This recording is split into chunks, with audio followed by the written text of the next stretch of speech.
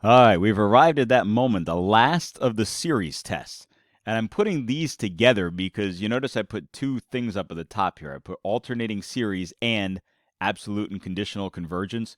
Well, absolute or conditional convergence only happens when you have an alternating series. So that's why I put them in here so that you don't think that there's such a thing as absolute convergence or conditional convergence for things that are not alternating series.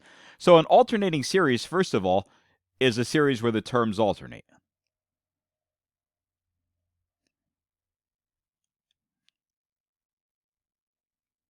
Okay, so the terms of an alternating series alternate. So here's an example. Suppose I've got the sum from n equals 0 to infinity of negative 1/2 to the n. So I put the exponent on the outside, I put the negative sign on the inside. So if I start writing out the terms of my series, the first term is 1, right? Negative 1/2 to the 0 power is 1. Negative 1/2 to the first power is negative 1/2. Negative 1/2 to the second power is positive 1/4. Then I'll get negative 1/8. Then I'll get positive 1/16, and so forth, with the terms alternating, plus minus plus minus. So if I start looking at this partial sums, the first partial sum is 1.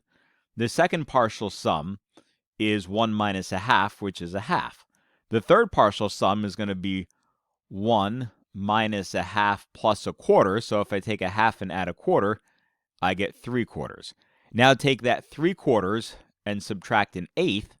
1/8 less than 3/4 is going to be 5/8. So my sequence of partial sums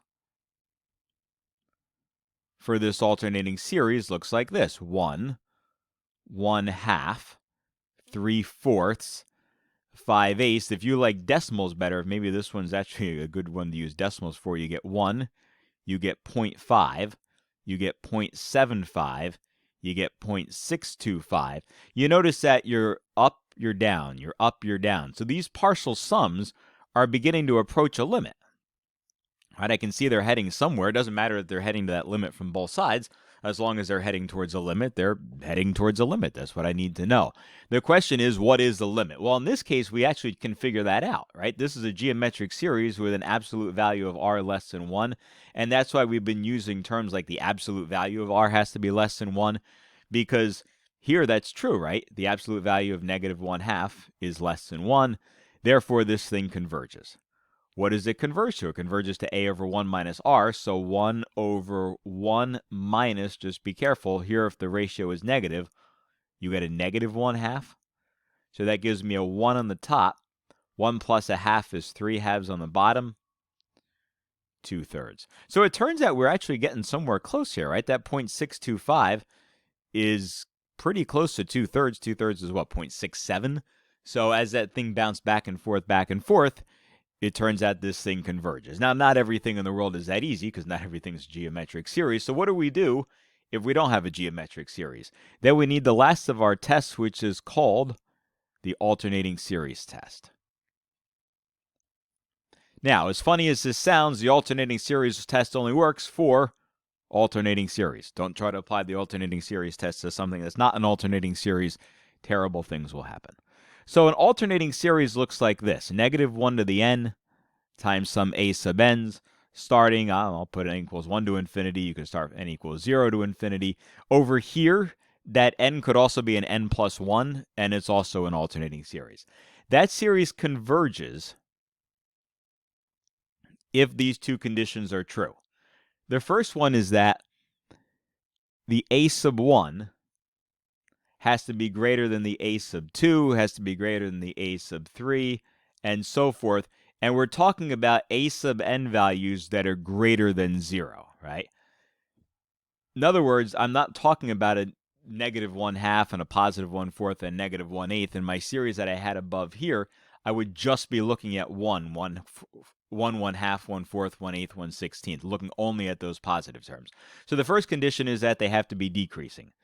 The second condition is that the limit of the nth term, right, the limit of the nth term has to be 0. If those are both true, then that alternating series converges. So if you look at my example above, right, the example above was 1 is greater than a half. And again, I'm not looking at the signs in front of the numbers. I'm just looking at the numbers. So that pattern held true. And the limit as n approaches infinity of 1/2 to the n was 0. It converges by the alternating series test. All right, let's try another one. Let's look at the sum from n equals 1 to infinity of -1 to the n times n plus 1 over n. Well, first of all, this is an alternating series. So I can use the alternating series test because I have an alternating series. All right, so let's start putting in some values for n equals 1, n equals 2, etc. So if n equals 1, 1 plus 1 is 2. 2 over 1 is 2. All right, now put in a 2. 2 plus 1 is 3, so I get 3/2. Put in a 3. 3 plus 1 is 4, so I get 4/3. I get 5/4, and so forth. Turns out this is true. 2, 1 1/2, 1 1/3, 1 1/4, so that's 1.33, 1.25. The next one would be what? A 6 over 5, which is 1.2. So yeah, it turns out that they're going down. Here's the second part. The second part is take the limit as n approaches infinity of n plus 1 over n. Well, here I got a case of infinity over infinity, so L'Hopital it, and I end up with 1. Uh-oh, 1 is not 0. So according to our original definition here, the alternating series test only told me if something converged. Well, you realize that what I actually did here was I actually did an nth term test, right? The second part of this thing is an nth term test. So, yeah, all right, so the alternating series test only tells me whether it converges, but this thing here tells me that, in fact, it diverges. Okay, so here's an alternating series that does not converge. It meets the first criteria, right? Those terms are decreasing, decreasing, decreasing. But what it doesn't meet is it doesn't meet the criteria that the limit of the nth term has to go down to 0. If it doesn't, then that thing doesn't converge. All right, so let's introduce another concept here. Suppose I then look at this series. Let's look at the sum from n equals 1 to infinity of 1 over n, except on the top here I'm going to write this as -1 to the n over n. So it's going to look like something you've seen before with a little twist on it. Let's start looking at some terms. Right? If I start looking at these terms, the first term will be -1 to the first, so -1 over 1. Then I'll add a -1 squared, so 1 over 2, minus 1 over 3, plus 1 over 4. This looks like a harmonic series that alternates back and forth. And in fact, that's exactly what's happening. So we call this, because we're very creative, we call this an alternating harmonic series.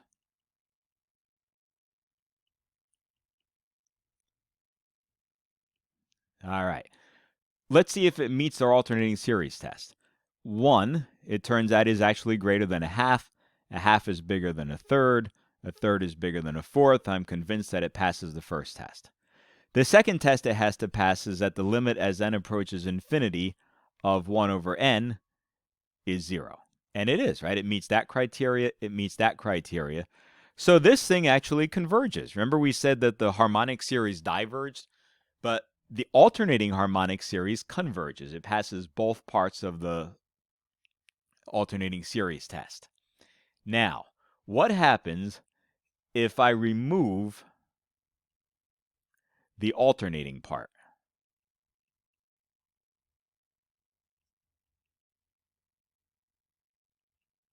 That alternating part is a -1 to the n. So if I remove that -1 to the n, then I'm left with a series that looks like this, a sum from n equals 1 to infinity of 1 over n. Ooh, now that changes the game. Now this thing diverges. And it diverges either because you can call it a p-series or you can call it the harmonic series, right? This is just the regular harmonic series. This thing diverges. So this gives us some interesting information about the original series. So the original series, the sum of all the -1 to the n over n, starting from n equals 1 to infinity, we say that this thing converges conditionally. Now, only alternating series can converge conditionally. You can't have other series that converge conditionally. Only an alternating series can converge conditionally. So here is an alternating series that converges conditionally. What does that mean? That means the condition is don't mess with the alternating part. The alternating part is what kept that series converging. So the way that you might define it is this way. If this series, right, an alternating series, converges, but the series of absolute values diverges, then the original series converges conditionally. And then again, the condition is don't mess with the alternating part. If you take the alternating part out of an alternating series, it may no longer converge, and that's exactly what happened with that harmonic series. So the alternating harmonic series converges, the regular harmonic series diverges, therefore the original alternating harmonic series converges conditionally. Okay, let's try another one. Let's look at this series here. Let's look at the sum from n equals 1 to infinity of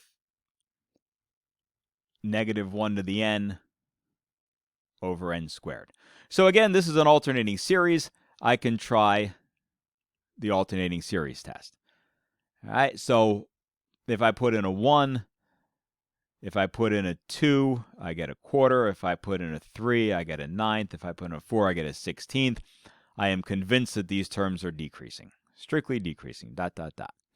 And then the second part of this is the limit of the nth term. So the limit as n approaches infinity of 1 over n squared is 0.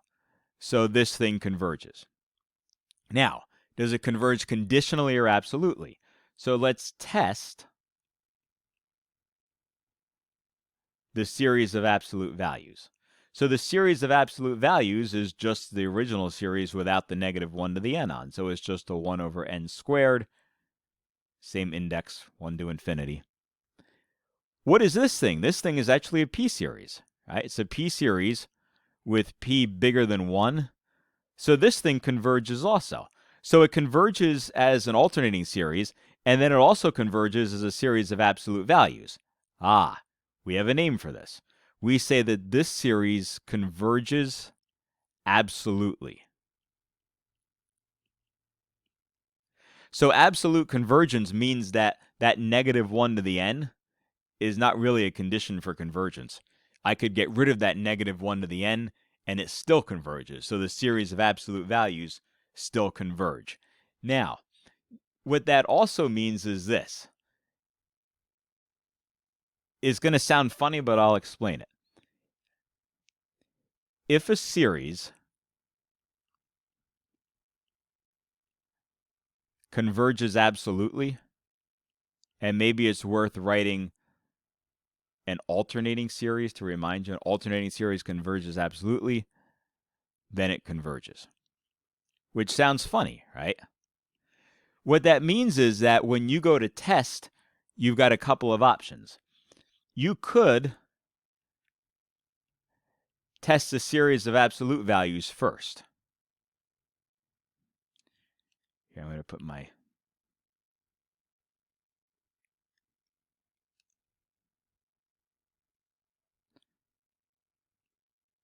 There we go. So I could test a series of absolute values first.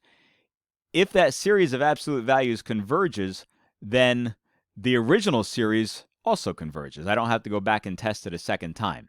However, if you test a series of absolute values and it diverges, then you should still run the alternating series test on the original alternating series. The other option is to do it exactly the way I did it, which is to test the alternating part first,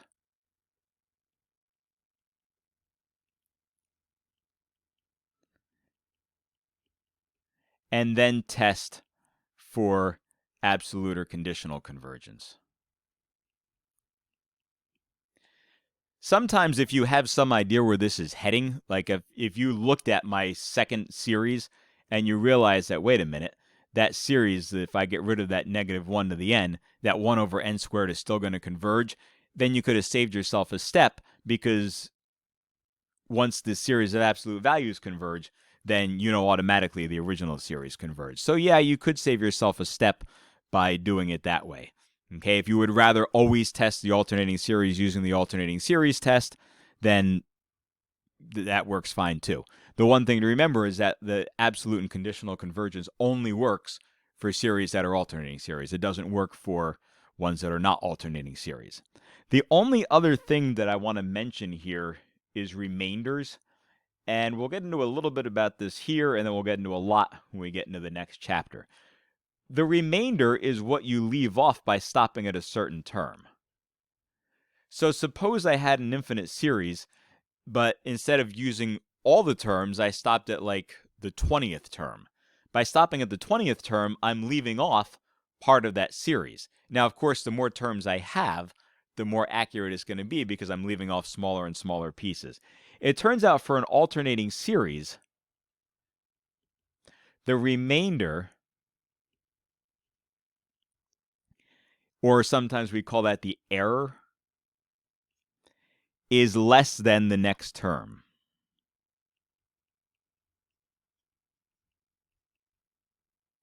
So if I stopped at 20 terms, then the remainder for stopping at 20 terms is going to be less than or equal to the 21st term, right? So whatever the 21st term is, then my remainder will be less than that term. So if I go back to that very first one that I did with that -1/2 to the n, so if I had stopped at, let's say, the 20th partial sum, then the error would be less than whatever the 21st term of that series is. All right, so we'll revisit remainders a lot when we get into Taylor polynomials, but for now, the alternating series remainder is kind of easy, so we mention it at this point.